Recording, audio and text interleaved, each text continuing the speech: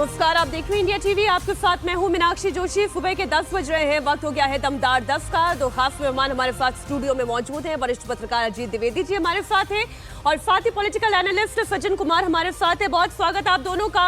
आज सबसे पहले बात होगी पश्चिम बंगाल में शुभेंदु के कमान संभालने के बाद हो रहे ताबड़तोड़ एक्शन की। शुभेंदु को सत्ता में आए हुए केवल 11 दिन हुए हैं, लेकिन एक के बाद एक ऐसे फैसले ले रहे हैं, वो भी युद्ध स्तर पर ले रहे हैं। इनके बाद सवाल भी खड़े हो रहे हैं। एक बड़ा फैसला आपको बता दें, शुभेंदु सरकार ने लिया। सीएम शुभेंदु ने अब पश्चिम बंगाल में ओबीसी आरक्षण नीति में बड़ा बदलाव किया है। सरकार ने कुल ओबीसी आरक्षण को 17% से घटाकर 7% कर दिया है। मुस्लिम समुदायों को दिए जा रहे ओबीसी फायदे को तत्काल प्रभाव से समाप्त कर दिया है। ममता सरकार ने ओबीसी कैटेगरी ए में 10% और ओबीसी कैटेगरी बी में 7% आरक्षण दिया था। अब केवल 7% आरक्षण ही लागू रहेगा। नई नीति के तहत ये आरक्षण केवल वास्तविक पिछड़े हिंदू समुदायों को दिया जाएगा जो एससी एसटी श्रेणी में नहीं आते। अब बंगाल में कुल 66 जातियां हैं और समुदाय ओबीसी आरक्षण के जो दायरे में आएंगे, इन्हें ही सरकारी नौकरियों और दूसरे सरकारी पदों पर 7% आरक्षण का फायदा मिलेगा।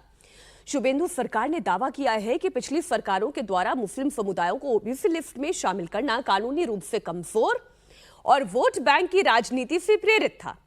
सरकार ने कलकत्ता हाईकोर्ट की उन टिप्पणियों का भी हवाला दिया जिनमें कई मुस्लिम समूहों को ओबीसी सूची में शामिल करने को असंवैधानिक बताया गया था। शुभेंदु अधिकारी नॉन स्टॉप बड़े फैसले ले रहे हैं। संवेदनशील इलाके सिलीगुड़ी कॉरिडोर यानी कि चिकन नेक को केंद्र सरकार को सौंपने का भी फैसला लिया गया है। हम इस खबर पर आए उससे पहले बात चूंकि ओबीसी कोटे की होनी चाहिए, वो इंपॉर्टेंट है। अजीत जी, सवाल ये है कि ये सरकारें ओबीसी में भी, उसमें भी मुसलमानों को ये कोटा क्यों देती हैं? क्यों दिया था टीएमसी ने? देखिए, एक तो भारत का संविधान धर्म के आधार पर आरक्षण प्रतिबंधित करता है। धर्म के आधार पर आप आरक्षण नहीं दे सकते हैं। तो उसका जो बैकडोर रास्ता होता है, बैकडोर जो तरीका होता है, वो तरीका ये होता है कि उनको ओबीसी की श्रेणी में शामिल, तो ओबीसी और अत्यंत पिछड़ा और उस जातियों में भी बटे हुए हैं, उसमें रख के उनके लिए आरक्षण का प्रावधान कर दिया जाए। पहले पश्चिम बंगाल में ये नहीं था, कई राज्यों में पहले भी था, अभी भी है। पश्चिम बंगाल में ये नहीं था पहले। पश्चिम बंगाल में पहले सिर्फ एक ही कैटेगरी थी, ओबीसी बी कैटेगरी जिसको कहा गया। पहले एक ही ओबीसी कैटेगरी होती थी। जिस तरह से बिहार में एनेक्स्चर 1 और एनेक्स्चर 2 है, उस तरह से ओबीसी ए, ओबीसी बी है। ओबीसी ए जो है 10% वाला, ये ममता बनर्जी ने क्रिएट किया। और आप सोचिए, और ओबीसी बी वो पहले से था 7% आरक्षण जो है। ओबीसी था सिर्फ, ए बी उन्होंने किया बाद में, 7% आरक्षण था जो आज बी में है, वही था पहले। अब ओबीसी ये जो क्रिएट किया, उसमें वो कहा कि अत्यंत पिछड़ी जातियों को देंगे, लेकिन उसमें उन्होंने क्या किया, वोट बैंक की राजनीति के लिए कि 77 जातियों को शामिल किया और उस 77 में से 75 जातियां मुस्लिम समुदाय की थी। अब आप सोचिए कि इस तरह से आप आरक्षण देना जा रहे हैं। 2 जातियां हिंदू समुदाय की और 75 जातियां मुस्लिम समुदाय की आपने शामिल करके और एक कैटेगरी क्रिएट कर दी और 10% आरक्षण दे दिया। जब ये चैलेंज हुआ कोर्ट में, तो कलकत्ता हाई कोर्ट ने इसको असंवैधानिक कहते हुए इसको रोक दिया। फिर ममता बनर्जी की सरकार सुप्रीम कोर्ट गई और अब यह खबर है कि जो शुभेंदु अधिकारी की सरकार है, वो इस याचिका को सुप्रीम कोर्ट से वापस ले लेगी। सुप्रीम कोर्ट से जैसे ही आपने याचिका वापस ली, वैसे हाई कोर्ट का आदेश लागू हो जाएगा और ये आरक्षण वो वाला खत्म हो जाएगा। अब ये 7% आरक्षण रहेगा, जिसको एक्चुअल जो पिछड़ी जातियां हैं, जो शैक्षणिक रूप से और सामाजिक रूप से पिछड़ी जातियां हैं, उनको ये आरक्षण मिलेगा। तो ये विशुद्ध रूप से वोट बैंक की पॉलिटिक्स थी जो 2011-12 में ममता बनर्जी ने की थी, जब वो 11 में सरकार में आई। उसके पहले नहीं था। ये कम्युनिस्ट पार्टियां भी ऐसा नहीं है कि वो कमिटेड नहीं थी मुसलमानों के प्रति या दूसरी जातियों के प्रति, लेकिन उन्होंने ये वोट बैंक की राजनीति नहीं की थी। ये ममता बनर्जी ने की 11-12 में।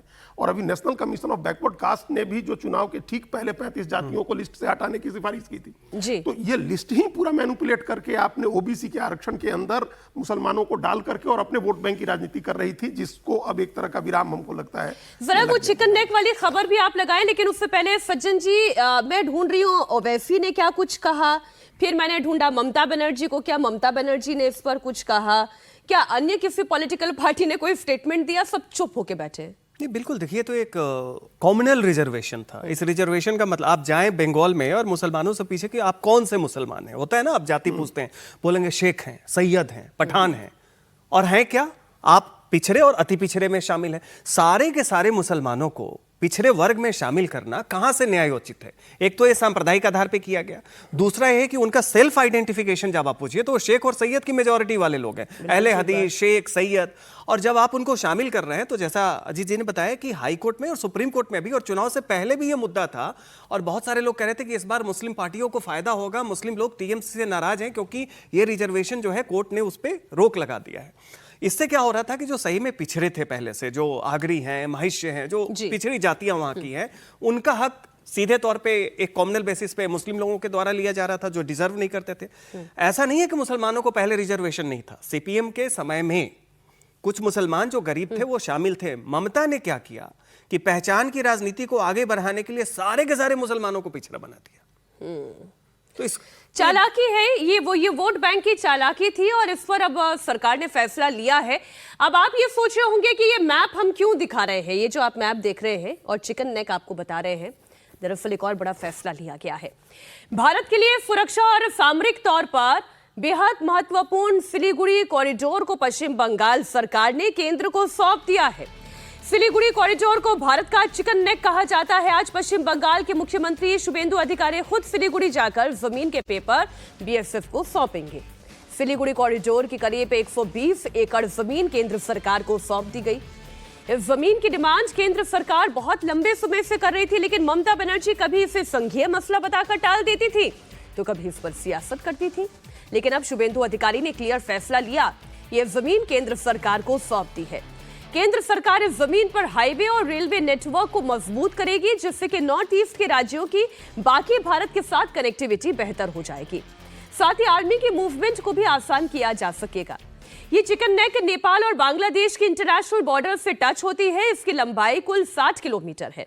इस चिकन नेक से इंडिया के उत्तर पूर्व के 7 राज्य अरुणाचल प्रदेश, असम, मणिपुर, मेघालय, मिजोरम, नागालैंड और त्रिपुरा ये कनेक्ट होते हैं। सिक्किम जाने का रास्ता भी यहीं से होकर गुजरता है। नॉर्थ ईस्ट इंडिया में जाने के लिए रोड के अलावा रेलवे लाइन भी मौजूद है। दरअसल इस रूट पर हाईवे प्रोजेक्ट्स का काम बहुत समय से अटका हुआ था। अब इसकी वैल्यू क्या है ये तो आप इस पूरे मैप से समझ पा रहे हैं जो हमने आपके सामने रखा। और ममता बनर्जी की ये कौन सी पॉलिटिक्स थी अजीत जी कि ये सिलीगुड़ी उनका अपना है, जिन 7 राज्यों की बात करें वो भी भारतीय राज्य हैं, इनकी कनेक्टिविटी बेहतर होती है तो पश्चिम बंगाल की भी स्थिति बेहतर होगी। क्यों इसको जकड़ के अपने हाथ में मुट्ठी में रखना चाहती थी वो? देखिए, जिस तरह से पहले अभी हम लोग जो बात कर रहे थे और सज्जन जी ने कहा जिसको पहचान की राजनीति, जो हम लोग कह रहे थे कि मुस्लिम पहचान की राजनीति को आगे बढ़ाया वोट बैंक के लिए, उसी तरह से ममता बनर्जी क्षेत्रीय पहचान की भी राजनीति करती हैं। और वो इस क्षेत्रीय अस्मिता के साथ जोड़ती थी कि ये हमारा क्षेत्रीय अस्मिता का मामला है, इसको भारत सरकार लेना चाहती है। ये बार बार जो कहती है कि नॉर्थ बंगाल को अलग करना चाहती है भारतीय जनता पार्टी की केंद्र सरकार, तो वो एक क्षेत्रीय अस्मिता की बात भी ले आती है साथ के साथ, क्योंकि ये इमोशनल इशू होता है। इसका महत्व देखिए क्या है, कितना बड़ा महत्व। आपने पूछा कि ममता बनर्जी क्यों कर रही थी, तो उसका कारण विशुद्ध रूप से ये था कि जनता के मन में आप ये भाव बैठाएं कि तुम्हारी जमीन भारत सरकार लेना चाहती है। उससे जनता का कोई फायदा हो रहा था, नुकसान हो रहा था, देश का नुकसान हो रहा था। सबसे बड़ा नुकसान ये उनका वोट का फायदा उनको हो रहा था क्षेत्रीय अस्मिता की बात से, अस्मिता की भावना से। लेकिन आप इस बात को समझिए किस तरह भी हम लोगों ने बांग्लादेश के एक मंत्री का जो सलाहकार की हैसियत से सुना था ना, हम लोगों ने वो कैसे कह रहा था कि चिकन नेक हम कब्जा कर लेंगे और चिकन नेक वो कह रहा था ना, तो ये उस इलाके में यही दिल्ली में बैठकर भी बयानबाजियां हो रही थी कि चिकन नेक पर बैठ जाएंगे। ये शुरुआत है एक बड़े फैसलों की, एक शुरुआत है ये। समझिए इस बात को, जिस दिन केंद्रीय गृह मंत्री अमित शाह जाकर के पूर्व सीमांचल में बैठे थे बिहार के, और पूर्णिया और किशनगंज और उस इलाके में उन्होंने 4 दिन बैठ करके और तमाम गृह मंत्रालय के अधिकारियों के साथ जो मंत्रणा की थी, ये कुछ बड़े फैसले होने हैं जिसकी एक शुरुआत है। वो इलाका इतना वल्नरेबल है, देश की सिक्योरिटी के लिए इतना बड़ा थ्रेट है, उसको ठीक करने के लिए एक बड़ा जरूरी फैसला था जो हुआ। यहाँ बीएसएफ की कमांड रहे, बीएसएफ इस बात की निगरानी करे, किसी तरह का कोई मूवमेंट आसान बनाया जाए, ट्रांसपोर्टेशन और आवाजाही, ताकि हमारी सेना का मूवमेंट आसान हो, दुश्मन की आवाजाही पर हम नजर रख सके। वहां से बॉर्डर बहुत नजदीक है और इतना हम लोगों के मुश्किल होगी हम लोगों के लिए। और हम लोग देख रहे हैं कि उस सीमा के उस पार किस तरह से चाइना अपनी एक्टिविटी कर रहा है और हमारे दुश्मन देशों के साथ किस तरह के संबंध है उसके।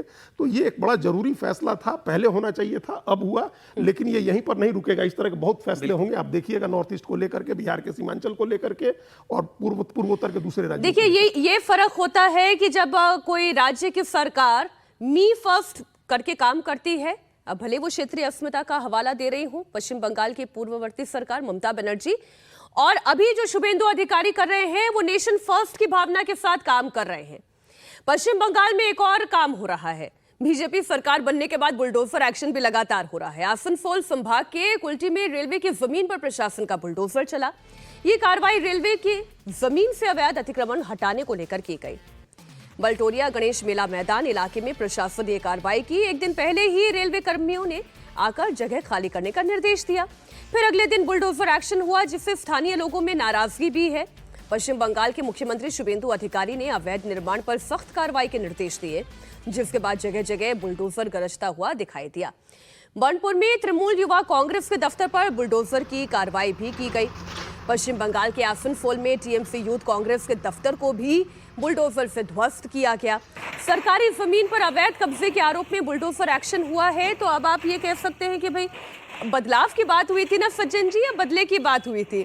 टीएमसी का दफ्तर हो, युवा कांग्रेस का दफ्तर हो, फिर लोगों के अब घर हट रहे हैं या दुकानें हट रही हैं, क्या इंपॉर्टेंट है? नहीं, देखिए, पहली बात तो ये है कि ऑपरेशन बरगा हुआ था 1978 में, जब सीपीएम आई थी, जिसमें लैंड रिफॉर्म किया गया। तो प्रदेश में सरकार के पास सरकारी जमीन देश के हिसाब से सबसे ज्यादा बंगाल में सरकार के पास है, चूंकि उसे एक्चुअली इंप्लीमेंट किया गया। अब होता क्या है, बंगाल एकमात्र ऐसा प्रदेश है जहां पे सरकारी जमीनों पे सबसे ज्यादा अवैध कब्जा है। आप पूरे देश में कहीं भी रेलवे प्लेटफॉर्म पे चले जाएं, आप कहीं नहीं देखेंगे कि दोनों तरफ से दुकानें लगी हुई हैं जिनका कोई हवाला नहीं है, बिना लाइसेंस के। ऐसा लगता है कि आप फुटपाथ पे जाइए, दोनों तरफ से दो दो फुटपाथ लगे होते हैं। आपको सड़क के सामने की मार्केट एक्सेस करनी हो तो आपको कम से कम 400-500 मीटर ऐसे घूम के जाना पड़ेगा। ये कल्चर जो है कि आपने एक झुंड बना लिया और फिर उसको वोट बैंक के नाते उसको, ये सीपीएम के समय से शुरू हुआ। तो बंगाल में ये एक मिसाल है कि देखिए, आप जो इंफ्रास्ट्रक्चर है, जो सरकारी जमीन है, जिसको भी मिलना है वो सरकार तय करेगी। ऐसे कैसे हो सकता है कि पार्टी से जुड़ के कुछ लोग आए और कब्जा कर ले या कब्जा करवा दे? अच्छा, वो दुकानें भी वैसी तैयार हुई हैं पूरी की पूरी, और बाकी जगह फुटपाथ पे एक पार्टी फंड वाली दुकानें सारी की पार्टी सोसाइटी, क्या उसको वन पार्टी सोसाइटी कही है। अच्छा, अब वन पार्टी गई है तो उनके जो अवैध कब्जे हैं, अब इसमें एक महीने, जैसा हम लोग कह रहे थे कि एक आध महीने तो ये चलेगा कि टीएमसी के भी बहुत सारे अवैध कब्जे, बहुत जगह टीएमसी के ऑफिस को कांग्रेस पार्टी ने दोबारा से अपने अंडर लिया है, क्योंकि जब ममता आई तो उन्होंने कांग्रेस के सारे इंफ्रास्ट्रक्चर को भी कैप्चर किया था बहुत जगह। तो ये एक आध महीने वो चलेगा, लेकिन ये बदलाव की दिशा का ही बदला है, इसमें कहीं अन्याय वाली बात नहीं है। क्योंकि आपने कब्जा किया है तो उसे खाली करवाना चाहिए। और एक अच्छी मिसाल, लेकिन कुछ विरोध जो हो रहा है उसकी तस्वीरें दिखा देती हूँ दर्शकों को। बंगाल के आसनसोल में पुलिस पर हमले के मामले में एक्शन हुआ है। 15 मई को जहांगीरी मोहल्ला पुलिस चौकी पर हमला हुआ था। हमने आपको इस दमदार 10 में भी खबर दिखाई थी और उपद्रवियों ने तोड़फोड़, नारेबाजी के साथ साथ पत्थरबाजी भी की थी। अब इस मामले में पुलिस ने 31 आरोपियों को गिरफ्तार किया है। साथ ही बाकी लोगों की पहचान के लिए सीसीटीवी फुटेज भी खंगाले जा रहे हैं। यहां आरोपियों से नुकसान की भरपाई होगी, जिसे लेकर पुलिस ने जगह जगह नोटिस भी लगाया है और लोगों से उपद्रवियों की पहचान बताने के लिए कहा गया है।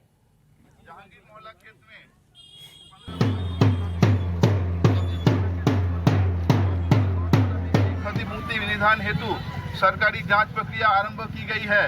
क्षेत्र के सभी निवासियों को सूचित किया जाता है कि इस मामले को गंभीरता से ले और अवश्य सहयोग करें।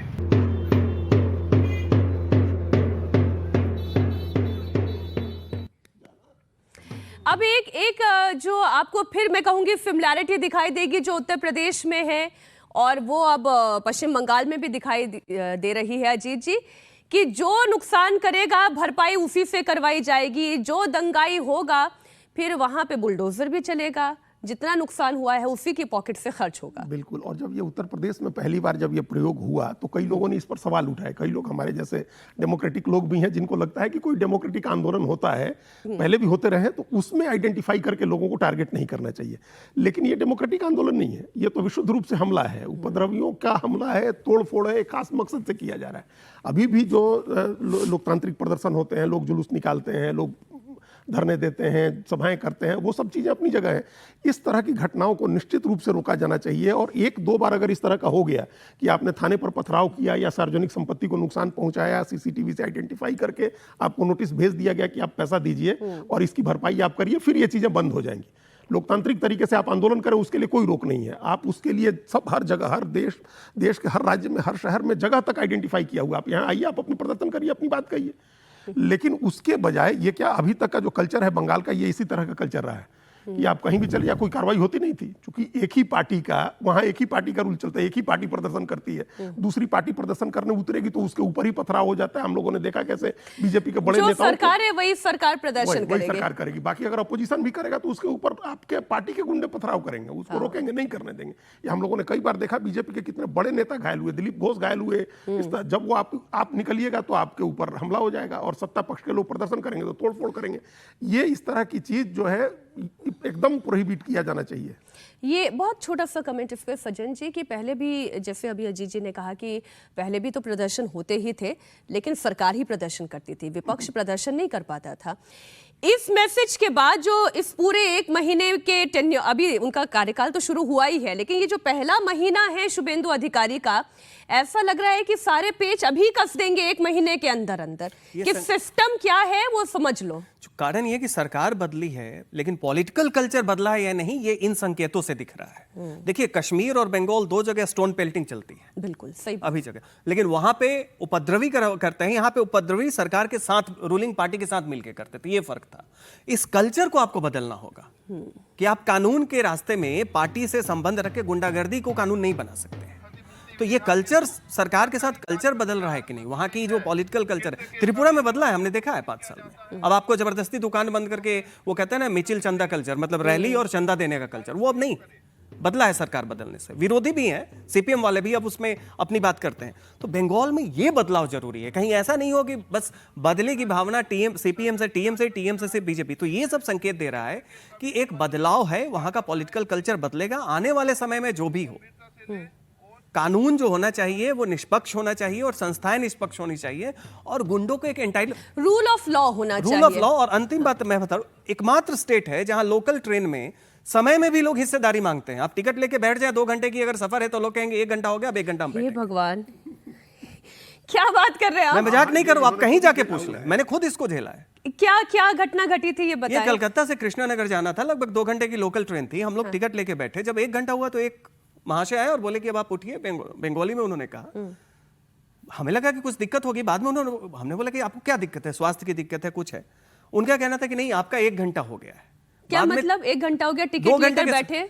मतलब 2 घंटे के सफर में उसमें भी हिस्सेदारी है, एंटाइटलमेंट फ्री की है वहां पे। ये कल्चर पहले नहीं था बंगाल में, ये सीपीएम के बाद और टीएमसी में तो एंटाइटलमेंट है। 2 घंटे का सफर, तो समय में भी हिस्सेदारी है, तो जगह की सोच लीजिए क्या होगी। आपके सामने किस तरह के मॉल की सीढ़ी तक पे लोग कैप्चर करके बैठे हुए हैं, मॉल वाले नहीं हटा सकते हैं उनको।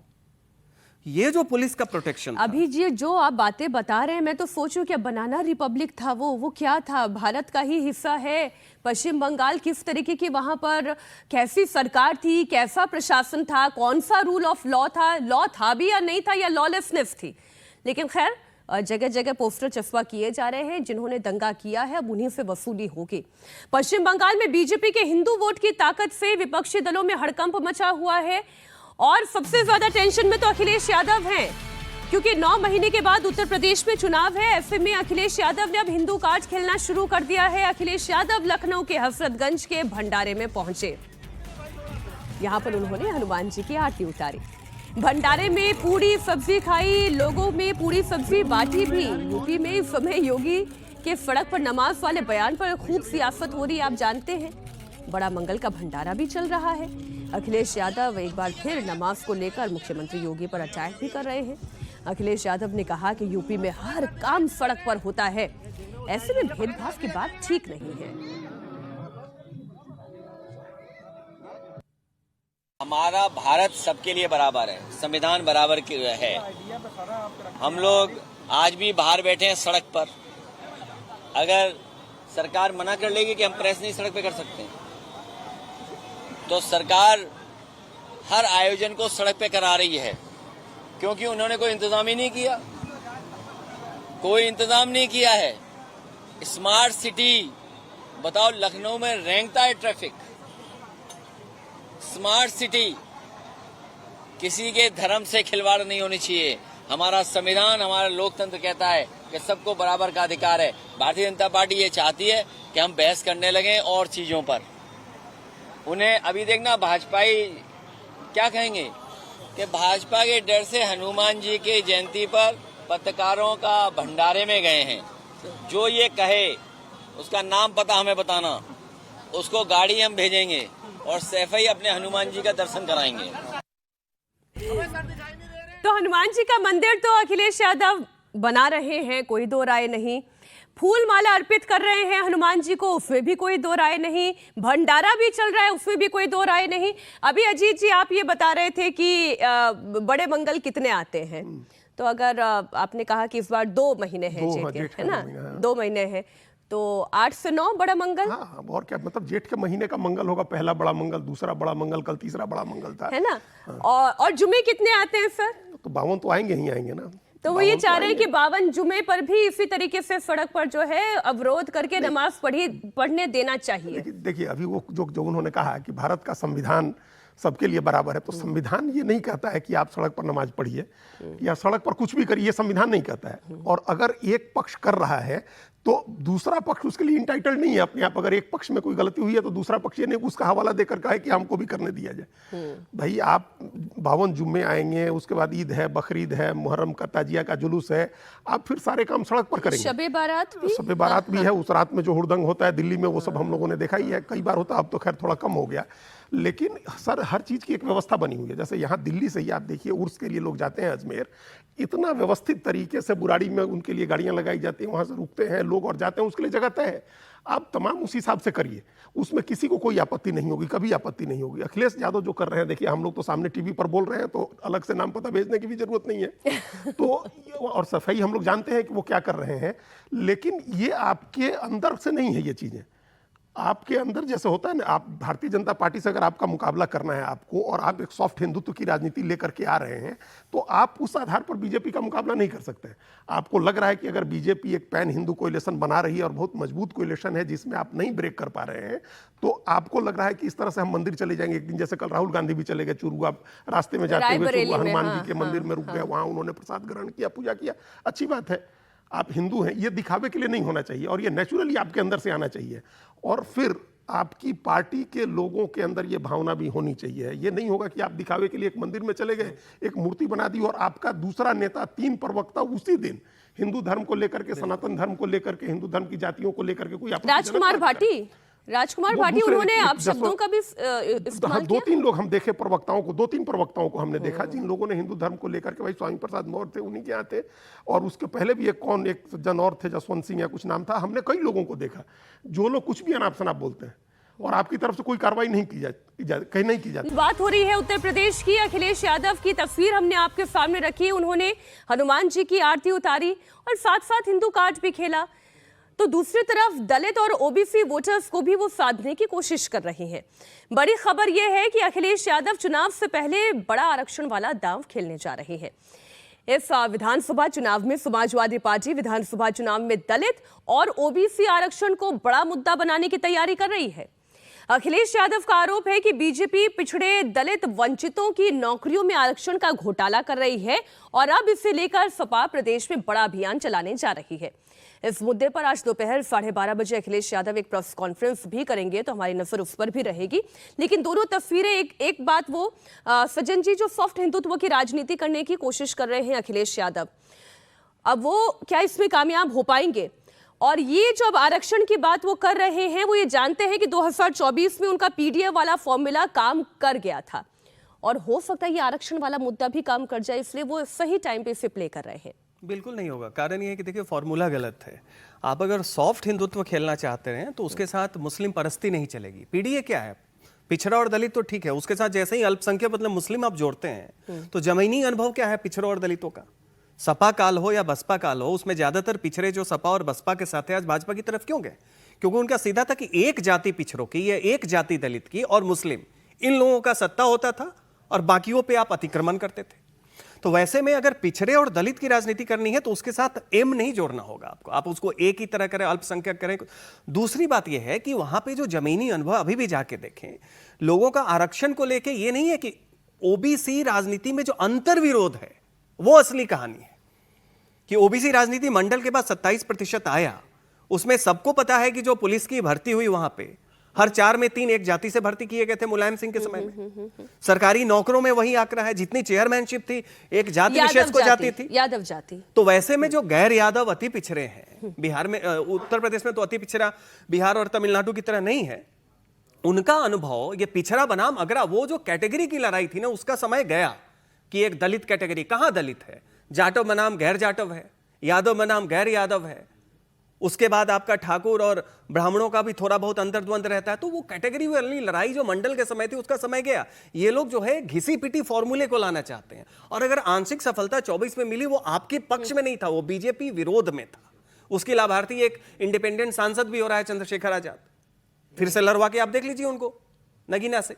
कहने का मतलब है कि आप अगर सॉफ्ट हिंदुत्व करना चाह रहे हैं तो फिर पिछड़े और दलित की राजनीति मत कीजिए, पीडी ही करे, ए हटा दीजिए। नहीं, हाँ, और पीडी करना चाह रहे हैं पिछड़े और दलितों की, तो फिर उसके साथ ए नहीं जोड़े, क्योंकि वो ये दौर जो है अलग दौर है। जमीनी अनुभव में ऐसा कोई समीकरण सक्सेसफुल नहीं होगा जिसमें आप हिंदू पिछड़े दलितों को मुसलमानों के साथ जोड़े, नहीं चलेगा। रोजमर्रे की जिंदगी में उनका संघर्ष है, वो लोग आसपास में रहते हैं, और उसके अलावे हिंदुत्व के साथ ये जाति का नैरेटिव नहीं सक्सेसफुल होगा। तो फॉर्मूला ही गलत है। 27 के रन से पहले यूपी में समाजवादी पार्टी का ये जो जातीय समीकरण है, वो इसे जैसे भी बनाने की कोशिश कर रहे हैं। इसकी एक झलक सहारनपुर में लेकिन देखने को मिली। सपा सांसद इकरा हसन ने मोनू कश्यप हत्याकांड को लेकर थाने के बाहर धरना दिया। इकरा पीड़ित परिवार को लेकर डीआईजी से मिलने के लिए पहुंची, फरार आरोपियों की गिरफ्तारी की मांग कर रही थी। इकरा का कहना है कि पुलिस पिछड़े समाज के लोगों की शिकायतें नहीं सुन रही है, उल्टा उन्हीं के खिलाफ कार्रवाई कर रही है। इकरा हसन ने आरोप लगाया कि उन्हें महिला थाने में 10 मिनट तक हिरासत में रखा गया, उनके लोगों को हिरासत में रखा गया, फिर वहां पर पानी पीने से लेकर हाथ लगाने तक का खूब ड्रामा हुआ है। आप पहले तस्वीरें देखें। नहीं है, नहीं, आप अपनी तानाशाही के हिसाब से कार्रवाई कर रहे हैं, और हर आदमी को कमजोर समझ रखा है आपने। क्या करोगे? गोली चला दोगे, फांसी दे दोगे? दो, हद कर दी है। तरीके से किसी को बात करना नहीं आता है। हम धरने पर बैठे थे क्योंकि एक माँ जिसके बच्चे को की बेरहमी से हत्या कर दी गई, वो अपनी गुहार लेकर डीआईजी के पास आई थी, लेकिन सिले में उन्हें यह मिला कि उन्हीं के परिजनों को जेल भेज दिया गया। मैं भी वहाँ पर उनके साथ थी, मुझे महिला थाने में ले जाया गया, उन्हें दूसरे थाने में, और उन्हें वहाँ से जेल में भेजा गया। तो ये सरासर तानाशाही थी कि उन्हीं लोगों को जो अपनी गुहार लगाने आए, उन्हीं को आपने जेल में बिठा दिया। अगर आज पीड़ित की भी नहीं सुनी जाएगी तो सुनेगा किसकी है प्रशासन? और ये यहाँ की जो कानून व्यवस्था है उस पर एक बड़ा प्रश्न चिन्ह खड़ा होता है। जो सरकार बार बार कानून व्यवस्था की दुहाई देती है, आज ये कानून व्यवस्था उनके सामने है। ये राम राज्य है, ये राम राज्य है जिसमें पिछड़े समाज के लोग या जो शोषित समाज है उनसे जो लोग आ रहे हैं, उनके साथ ये दुरुपयोग हो रहा है। ये महिला कोई मुसलमान महिला नहीं थी, उनके लिए तो अलग ही कानून चल रहे हैं। कश्यप समाज से थी और हमेशा भाजपा को वोट देते आए हैं, उनके साथ ये हुआ है। आज बड़ी बारीकी से वो खेल खेल गई। मुस्लिम की भी बात कर ली, क्या उनके लिए तो अलग कानून है, ये तो कश्यप समाज की महिला थी, यहाँ पर भी उन्होंने जाति का कार्ड खेल लिया। और हालांकि वो तस्वीरें तो अभी हमने दर्शकों के सामने रखी नहीं कि पुलिस वाली एसपी जो थी उनको केवल हाथ भर लगाया था कि आप मुझे हाथ मत लगाना। गुस्सा हो गई इस बात, थाने में बैठी कि आपका पानी हम नहीं पियेंगे। अब इसमें दो पहलू हैं, इसको समझने की जरूरत है। एक तो क्या है कि समाजवादी पार्टी अपने मुस्लिम लीडर्स को आगे कर रही है मुस्लिम वोट बैंक के लिए, जो उसको लग रहा है कांग्रेस के साथ जो कॉन्फ्लिक्ट होना है, कांग्रेस के साथ जो वेस्टर्न यूपी में लड़ाई होगी मुस्लिम वोट को लेकर के, उसके लिए सेट करना है समाजवादी पार्टी को। इमरान मसूद के बरक्स आप इकरा हसन को खड़ा करें। इमरान मसूद अलग पॉलिटिक्स करते हैं, सहारनपुर के एमपी हैं और फायर ब्रांड आदमी हैं, कांग्रेस के लिए ज्यादा सीटें मांग रहे हैं। हम मुस्लिम वोट पर समाजवादी पार्टी की दावेदारी है, तो एक तो वो कॉन्फ्लिक्ट है आपस का। ये विदेश से पढ़ लिख करके आई हैं, हिंदू मुस्लिम, हिंदू में भी जाति वाली पॉलिटिक्स, ये इनकी भाषा है। तो एक तो वो पॉलिटिक्स हो गई पहले, और दूसरी ये पॉलिटिक्स है मोनू कश्यप का जो मामला, जो लड़का मारा गया जिसकी बात वो कर रही है, उसकी माँ को लेकर के, और ये कहानियां चल रही हैं। वो पिछड़ी जाति का लड़का है जिसको लेकर कश्यप समाज का, जिसके लिए भी करेंगे बीजेपी को वोट करता है। तो एक तो कास्ट के अंदर कॉन्फ्लिक्ट क्रिएट करना, जो भारतीय जनता पार्टी 80 की बात करती है, उस 80 के अंदर क्या कॉन्फ्लिक्ट क्रिएट किया जा सकता है? फ्रेगमेंटेड तो है, इसमें कोई संदेह नहीं है, जाति के आधार पर तो बटा ही हुआ है। और इनको जो उम्मीद दिखती है वो ये उम्मीद दिखती है कि भारतीय जनता पार्टी को पिछली बार जब 255 सीटें मिली तब भी 44% वोट आया। तो मतलब 43-44% वोट आ रहा है भारतीय जनता पार्टी को। इसका मतलब है कि 50-55% हिंदू वोट दे रहा है, 55% के करीब हिंदू वोट दे रहा है। इसका मतलब 40-45% हिंदू वोट बंटता है। तो उसमें यादव का वोट भी है, जो अखिलेश यादव का समाजवादी पार्टी का है। तो उनको लगता है कि मुस्लिम प्लस यादव 20% के करीब 19-20% मुसलमान का वोट है, प्लस यादव 10% अगर हम जोड़ते हैं तो हमारे पास 30% का है। और जो कास्ट का लैंडस्केप बहुत फ्रेगमेंटेड है, उसमें से अगर हम कुछ और जातियां अपने साथ जोड़ लेते हैं तो हम एक कंफर्टेबल उसमें आके यहाँ उनको उम्मीद दिखती है कि ये 44% बीजेपी ले आ रही है, तो स्कोप है कि हिंदू अभी भी वोट नहीं दे रहा है, उसमें दलित भी है, पिछड़े भी हैं जो बीजेपी को वोट नहीं करते हैं। और ये फ्रेगमेंटेशन बहुत बहुत डीप रूटेड है। मतलब इसी पश्चिमी उत्तर प्रदेश में जाट हैं जिनका जाटों के साथ विवाद है, जाटों हैं जिन जाटों का मुसलमानों के साथ विवाद है, यादवों का जाट और जाटों मुसलमान तीनों से विवाद है। तो ये एक फ्रेगमेंटेशन, अखिलेश यादव इसको कैसे साधेंगे? उनके पास साधने का तरीका फॉर्मूला आरक्षण का है, जो आप कह रहे हैं। हाँ। कि आरक्षण का उनके पास है और बीजेपी के पास हिंदुत्व प्लस विकास, और ये कि हम आरक्षण कहाँ खत्म कर, हम तो आरक्षण दे रहे हैं। तो उनके पास सारी चीजें हैं कि 80 को एकजुट रखें। इधर से ये कोशिश है कि उस 80 में अगर हम कुछ ब्रेक करके अपने साथ जोड़ सकते हैं तो हमारे लिए एक मौका होगा चुनाव में। अखिलेश यादव और उनकी पार्टी जातीय जोड़ तोड़ में जुटी हुई हैं, जैसे अभी अजीत जी भी समझा रहे थे। लेकिन योगी आदित्यनाथ अपने काम के बल पर, उन्हें उस पर भरोसा है, उस पर वो ये चुनाव लड़ना चाहते हैं। योगी सरकार ने लॉ एंड ऑर्डर को लेकर पिछले 9 साल का अपना रिपोर्ट कार्ड जारी किया। योगी सरकार ने अपराध के खिलाफ जीरो टॉलरेंस की पॉलिसी अपनाते हुए पिछले 9 साल में 17,000 से ज्यादा एनकाउंटर किए। 289 दुर्दांत अपराधियों को एनकाउंटर में ढेर कर हम लोग पहुंचाया। सरकार की तरफ से जारी आंकड़ों के मुताबिक यूपी पुलिस ने पिछले 9 साल में कुल 17,043 एनकाउंटर की घटना को अंजाम दिया, जिनमें 34,253 अपराधियों को गिरफ्तार किया गया। एनकाउंटर की इन कार्रवाई में 11,834 आरोपी पैर में गोली लगने की वजह से घायल हुए। वहीं इन अपराधियों से लोहा लेते हुए यूपी पुलिस के 18 जवान भी शहीद हुए, 1,852 पुलिसकर्मी भी घायल हुए। ये जो रिपोर्ट कार्ड है, इसको देखने के भी 2 नजरिए हो सकते हैं सज्जन जी। पहला नजरिया तो ये कि आपको एनकाउंटर क्यों करना पड़ रहा है, क्या बिना एनकाउंटर के लॉ एंड ऑर्डर दुरुस्त नहीं किया जा सकता? और दूसरा सवाल यह है कि अगर अपराधी हो ही गए हैं इतने निरंकुश की, फिर उन्हें बुलेट का ही सामना करना पड़ेगा, तो ये भी सही। देखिए, जो गवर्नेंस है वो एक थियरी में होता है और एक प्रैक्टिस में होता है। जब हम थियरी में बात करें तो एक भी एनकाउंटर नहीं होना चाहिए, उसके लिए कानून है, सब कुछ है। लेकिन व्यवहारिकता में जाके देखिए तो यूपी जैसे प्रदेश में जहां गुंडागर्दी चरम पे थी और एक तरीके से उनको संरक्षण ही नहीं मिला हुआ था, वो सत्ता के हिस्से बन गए थे, वैसे प्रदेश में अगर आप जमीन पे लोगों से बात करें, खासकर गरीब तबके से, और गरीब तबकों में भी खासकर आप महिलाओं से बात करें, तो आप देखेंगे कि यहाँ पे योगी की जो ये बुलडोजर पॉलिटिक्स कहिए या एनकाउंटर वाली जो अवधारणा है, इसको लोग पॉजिटिवली लेते हैं। तो ये गवर्नेंस प्रैक्टिस में लोग महसूस कैसे करते हैं? बात यह है कि कानूनी तरीके से ये गलत है, मानवाधिकार के तरीके से ये लोग इसकी कभी भी स्वीकृति नहीं देंगे, लेकिन व्यवहारिकता में लोग ये मानते हैं। सैफई गांव का मैं एक उदाहरण देता हूं कि एक पकौड़े वाला था, एक स्टॉल था, और हम लोग गए थे 2022 के चुनाव से पहले। हमने पूछा कि क्या लग रहा है, तो उसने बोला कह नहीं सकते यहाँ पे हम कुछ। वो गैर यादव जाति से थे। हम लोगों ने घुमा के बोला कि अच्छा 5 साल लगभग होने वाले हैं योगी जी के, 5 साल आपने अखिलेश भैया का देखा, क्या फर्क है? तो उसने बताया कि थोड़ी महंगाई बढ़ गई है, लेकिन मेहनत करके हम लोग 2 भाई चला लेते हैं, थोड़ा राशन वाशन मिल जाता है, काम चल जाता है।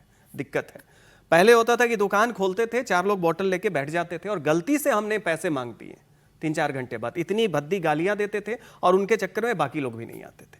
कहने का मतलब है कि लॉ एंड ऑर्डर पे जो अखिलेश और योगी की जो बाइनरी है वो ब्लैक एंड व्हाइट की है। इसमें अखिलेश कभी योगी को बीट नहीं कर सकते हैं। वो पिछड़े दलित की बात, आरक्षण की बात, वो सब कर, उसमें थोड़ी बहुत आंशिक सफलता इधर उधर उन्हें शायद मिल भी जाए, लेकिन कानून व्यवस्था का जहां मसला आएगा, जहां कंपैरिजन योगी और अखिलेश में होगा, अखिलेश के पीछे पूरा समाजवादी पार्टी के गुंडा तंत्र, जो अनुभव की चीज है, उसका एक बैगेज है, वो उससे आगे नहीं निकल पाए। वैसे में आप पीडीए, वो बैगेज 10 साल के बाद भी है। अरे अवधारणा में जंगल राज बिहार में तेजस्वी को झेलना पड़ रहा है। हाँ। अभी तो मियाद ताबीज की खत्म नहीं हुई, अभी लंबी चलेगी और बीजेपी वाले चलवाएंगे भी उसको। देखिए, अब जिसने जख्म खाया है वो उस जख्म को कुरेदेगा भी और उसको सालेगा भी, उसे याद रहेगा वो जख्म। 27 के रण को लेकर राहुल गांधी भी एक्टिव हुए हैं। राहुल गांधी आज अपने पुराने संसदीय क्षेत्र अमेठी जाएंगे। राहुल गांधी अमेठी के गौरीगंज में कार्यकर्ताओं से मुलाकात करेंगे। कल राहुल गांधी रायबरेली में थे। रायबरेली के रास्ते में उन्होंने हनुमान मंदिर में पूजा की। रायबरेली में रैली करके मोदी सरकार पर फिर से हमला किया और अब आज वो अमेठी का बूथ मजबूत करने जा रहे हैं। तो रायबरेली और अमेठी दोनों याद आ रहे हैं राहुल गांधी को। सर क्या बात है, अब वायनाड से मुंह नहीं रहा? हाँ, वही लोगों को ये सब आदमी कहता है कि भाई राहुल गांधी नहीं आते हैं तो गए ना भाई, 2 दिन के लिए उत्तर प्रदेश गए हैं। अब देखिए इसके बाद फिर कब जाते हैं, तो वो जाते रहते हैं। उनका चुनाव क्षेत्र है रायबरेली, तो वहाँ के लिए गए तो अब अमेठी भी चले जाएंगे। हाँ, तो वो रायबरेली गए तो अमेठी भी चले जाएंगे। इसको ये नहीं समझना चाहिए कि राहुल गांधी अभी से 2027 के चुनाव की तैयारी में लग गए, क्योंकि वो एक चुनाव की तैयारी अलग तरीके से होती है। आपके दौरे यात्राओं से चुनाव की तैयारी नहीं होती। आपका संगठन कैसा है, अब कल हम आपको बताएं तैयारियों की क्या स्थिति है कांग्रेस पार्टी की। कि अजय कुमार लल्लू बड़े नेता हैं भारत कांग्रेस पार्टी के, प्रदेश अध्यक्ष थे, ओबीसी समाज से आते हैं, ओडिशा के प्रभारी हैं, एआईसीसी में उनको बड़ा मुकाम मिला हुआ है जी। कल वहां की प्रदेश कमेटी ने अजय कुमार लल्लू का पास नहीं बनने दिया एयरपोर्ट में जाने के लिए कि कहीं वो राहुल गांधी को रिसीव करने ना चले जाए, तो उनका पास नहीं बनने दिया गया। अब बताइए 10 लोग तो पार्टी में है टोटल मिला जुला करके, 2 एमएलए हैं, उसी में जो प्रमोद तिवारी और अजय राय गए, इन लोगों ने मिलकर के अजय कुमार लल्लू का पास नहीं बनने दिया कि वो एयरपोर्ट में ना घुसे राहुल गांधी को रिसीव करने। तो अब बताइए, एक ओबीसी चेहरा बना रहे थे, वो बड़े क्लोज भी थे, प्रियंका गांधी और राहुल गांधी दोनों के बड़े क्लोज थे, उनको नेता बनाया गया, प्रदेश अध्यक्ष बनाया गया, और वो राहुल गांधी को रिसीव न करने जाए, ये पूरी कमेटी इस कोशिश में लगी हुई थी।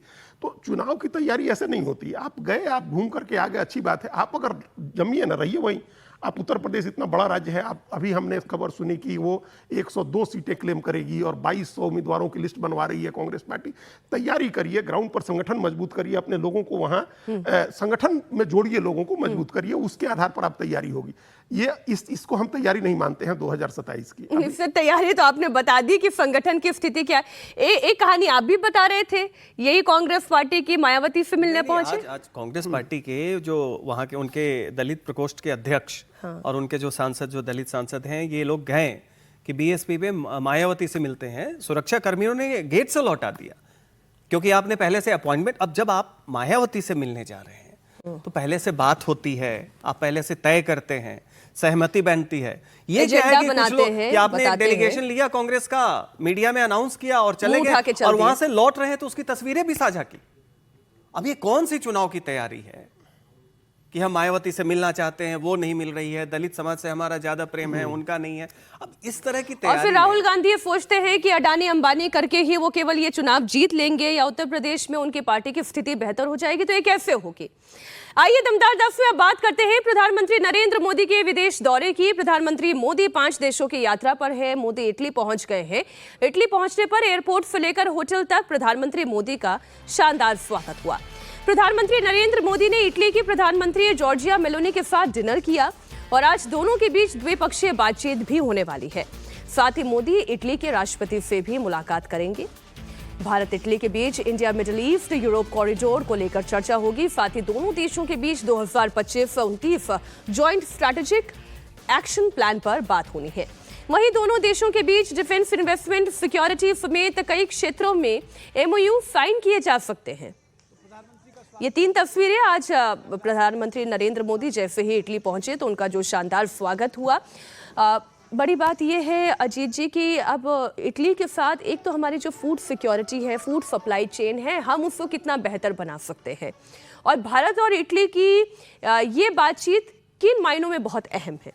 देखिए, इसको एक कंट्री के हिसाब से अलग करके हम लोग को नहीं देखना चाहिए, इसको समग्रता में आप देखिए। यूरोप के 4 देशों की यात्रा प्रधानमंत्री ने की है। जो नॉर्डिक कंट्री है उनका एक सम्मेलन था कल, उसको भी उन्होंने प्रधानमंत्री उसमें भी शामिल हुए। तो हम उसमें कई देश ऐसे थे जिनकी द्विपक्षीय यात्रा पर नहीं गए थे प्राइम मिनिस्टर, जैसे आइसलैंड था या फिनलैंड था। इन लोगों के इनके प्रधानमंत्री राष्ट्रपतियों से भी मिले, और जो यात्रा जो प्रधानमंत्री ने की उसमें नीदरलैंड गए, नॉर्वे गए, स्वीडन गए और अब इटली गए हैं।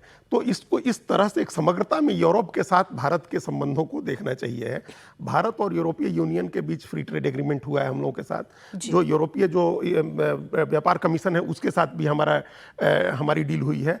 और ये जो भारत अपना जो विविधता ले आ रहा है, वैकल्पिक उपाय खोज रहा है अपनी, चाहे फूड सिक्योरिटी का मामला हो, एनर्जी सिक्योरिटी का मामला हो, टेक्नोलॉजी ट्रांसफर का मामला हो, उसमें भारत यूरोप की तरफ देख रहा है। यूरोप के साथ भारत के संबंध बेहतर हो रहे हैं। डिफेंस डील को लेकर हम लोग फ्रांस के साथ कर रहे हैं, हम लोग जर्मनी के साथ, यूरोप के सारे देशों के साथ हम लोग कर रहे हैं। और उसको इस कॉन्टेक्स्ट में देखिए कि हम लोग चाइना के साथ हम लोग को निश्चित रूप से अपना व्यापार बायलैटरल कम करना होगा, क्योंकि वो हमारे लिए, हम ब्लीड कर रहे हैं, हमारे लिए पूरा नुकसान का सौदा है। हम मतलब आप सोचिए 10 लाख करोड़ रुपए का व्यापार घाटा चाइना के साथ हुआ। अमेरिका के साथ हमारा व्यापार, हमारा सरप्लस था, लेकिन अमेरिका हमारे ऊपर टैरिफ लगा रहा है। और ट्रंप के रिजीम में कम से कम तो वो बहुत ही हमारे संबंध उनके साथ खराब हो गए। तो हमको यूरोप के साथ संबंध बेहतर करने हैं और वो भारत कर रहा है। प्रधानमंत्री की यात्रा यूएई को छोड़ दे, 4 देशों की यात्रा बहुत ही अहम है और हर देश के साथ कुछ ना कुछ हमारा स्पेसिफिक एग्रीमेंट है। इटली के साथ तो हमारा बहुत ही अच्छा पहले से भी संबंध है। प्रधानमंत्री के जॉर्जिया मेलोनी के साथ उनके निजी संबंध भी बहुत ही अच्छे हैं, बहुत वाइब्रेंट हैं, बहुत। और एफआईआई को लेकर भी जो हमारे कंसर्न है, वो कंसर्न भी कुछ हद तक कम हो सकते हैं। इन यात्राओं को यूरोप की, जैसे आप जी कह रहे हैं, कि समग्रता में देखने की जरूरत है। अमेरिकी विदेश मंत्री भी भारत दौरे पर आने वाले हैं। अमेरिका के विदेश मंत्री मार्को रूबियो 4 दिन की भारत यात्रा पर आ रहे हैं। रूबियो 23 मई से 26 मई तक भारत दौरे पर रहेंगे। अमेरिकी विदेश मंत्री मार्को रूबियो का यह पहला भारत दौरा है। रूबियो क्वाड देशों के विदेश मंत्रियों की मीटिंग में शामिल होंगे, जिसमें भारत के अलावा अमेरिका, जापान और ऑस्ट्रेलिया सदस्य देश हैं। वहीं रूबियो के दौरे में भारत और अमेरिका के बीच व्यापार, रक्षा और एनर्जी के क्षेत्र में चर्चा होगी। मार्को रूबियो दिल्ली के अलावा कोलकाता, आगरा और जयपुर भी जाने वाले हैं। अभी हम बात कर ही रहे थे कि जिस तरीके से टैरिफ हमारे ऊपर अमेरिका ने हाल के महीनों में लगाए हैं, उसके बाद कोई बहुत कंफर्टेबल सिचुएशन नहीं है। मार्को रूबियो के आने से, इस विदेशी दौरे से, क्या वो सिचुएशन कंफर्टेबल हो पाएगी? देखिए, कोशिश है और इंसेंटिव दोनों देशों को लेके है, क्योंकि जब से ये प्यूनिटिव टैरिफ वाली जो एक आर्बिट्रेरी तरीके से ट्रंप की पॉलिसी आई, केवल भारत के साथ नहीं, दुनिया के हर देशों के साथ, तो आप देखिए एक लेयर कि अमेरिका जिस तरीके से वेपनाइज किया है टैरिफ को, बाकी देश भी क्या कर रहे हैं, अमेरिका को काउंटर करने के लिए एक दूसरे के साथ जो ट्रेड रिलेशंस है उसको काफी गहरा कर रहे हैं। जैसे भारत का यूरोपीय यूनियन के साथ हुआ, उसके बाद वो दौर भी वापस आ चुका है जब बायलैटरल ट्रेड हो जाए। तो ये अमेरिका के लिए लॉन्ग टर्म में चिंता की बात है कि आप प्यूनिटिव स्ट्रेटजी से, आप समझे कि धमका के आप हर देश को अपने हिसाब से नचा देंगे। उसमें जो काउंटर रिएक्शन हो रहा है, उसमें देखिए उसके तुरंत बाद जो एक संकेत देने के लिए प्रधानमंत्री एससीओ की मीटिंग में चीन चले गए थे, चीन के दौरे पे, वो इमीडिएट एक सिंबोलिज्म में दिखाया गया था। उसके बाद से जिस तरीके से ये 4 देशों की यात्रा हुई है, उसके पहले यूएई की यात्रा हुई थी, और उसके बाद ये जो बात चल रही है कि India, Middle east and European corridor चल रहे, वो भी इस एजेंडे में है जो प्रधानमंत्री का दौरा है। तो ये दिखा रहा है कि अमेरिका अगर प्यूनिटिव स्ट्रेटजी को लेके भारत को आइसोलेट करना चाहेगा या पेनल्टी लगाना चाहेगा, तो भारत और अन्य देशों के साथ भी काफी इंसेंटिव है कि वो आपस में आए और अपने संबंध को गहरे करें, जो अमेरिका के कॉस्ट पे होगा। तो निश्चित तौर पे एक सुपर पावर कभी भी ये नहीं देखा कि लॉन्ग टर्म में उसकी स्ट्रेटेजिक इंटरेस्ट जो है वो बाधित हो। तो ये केवल भारत के लिए नहीं बल्कि अमेरिका के लिए भी जो है काफी जरूरी है कि वो भारत के साथ अपने संबंधों को जितना सहज कर पाए। और ये प्यूनिटिव टैरिफ वाली जो स्ट्रेटजी है कि आप टैरिफ को वेपनाइज करके आप फॉरेन पॉलिसी रिलेशंस को फिक्स करना चाहते हैं, उसमें काउंटर मेजर भी कल काफी ही मैं एक आर्टिकल पढ़ रही थी, और कैसे डोनाल्ड ट्रंप डॉलर पे डॉलर कमाए जा रहे हैं और कितना फायदा उन्हें हो रहा है। और इस मामले में देखिए, ये क्वाड को लेकर के बात करेंगे, लेकिन क्वाड को लेकर के अमेरिका कितना अपने रिलेक्टेंट है और कितना उसने इसको छोड़ दिया, ये सब लोग जानते हैं जी। अभी जब गए ट्रंप गए चाइना, तो उन्होंने जापान के प्राइम मिनिस्टर को फोन करके बताया कि हम चाइना जा रहे हैं, क्योंकि क्वाड का गठन ही चाइना को के काउंटर में आपने किया है, और भारत को बताना आपने जरूरी नहीं समझा। अब मार्को रूबियो आ जाएंगे तो उससे हम लोग क्या, हमारा ट्रेड डील, हमारा जो अटका हुआ ट्रेड डील करा दीजिए। वो नहीं कर रहे हैं। अब देखते हैं जब उनकी ये यात्रा शुरू होती है तो किस तरीके के यहाँ से नतीजे निकलकर सामने आते हैं। दमदार 10 में बस इतना ही। बहुत शुक्रिया आपका अजीत जी, सज्जन जी, हमारे साथ जुड़ने के लिए।